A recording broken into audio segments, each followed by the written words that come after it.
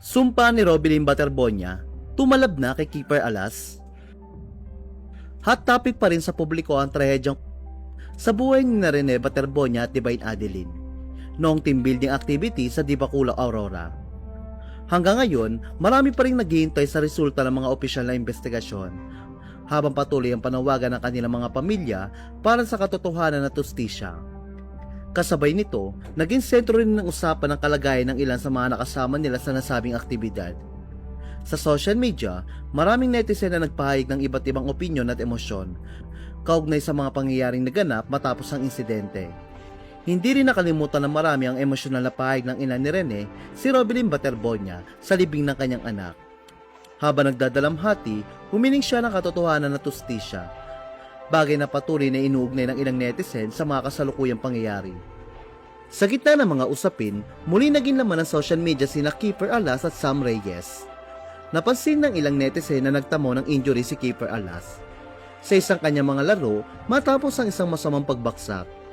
Samantala si Sam Reyes ay nagbahagi ng isang mabigat na mensahe sa social media at nauna rin nagsabi sa isang panayam na nakakaramdam siya ng guilt dahil iniisip niyang baka may nagawa pa sana siya upang mailigtas sa kanyang mga teammates. Dahil dito, marami ang nagpaabot ng suporta sa dalawang atleta at nananawagan unawain ang bigat ng emosyon na maaaring dala ng isang trahedyang tulad nito. Sa mga naunang panayam, inamin ni Sam Reyes na mahirap para sa kanya na tanggapin ang nangyari. Sinabi rin niyang minsan ay naiisip niya kung meron pa ba siyang ibang magagawa upang mabago ang naging resulta ng insidente.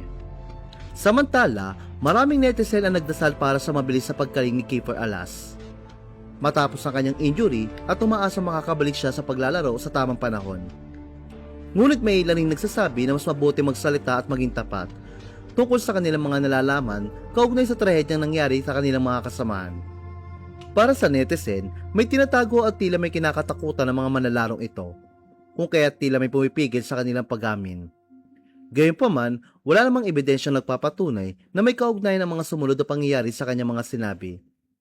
Sa uli, umaasa ang publiko na may ilalabas ang buong katotohanan sa tamang proseso upang mabigyan ng hustisya ang mga nasawi at makapagbigay rin ng kapanatagan sa kanilang mga pamilya at sa buong komunidad na naapektuhan ng trahedyang ito.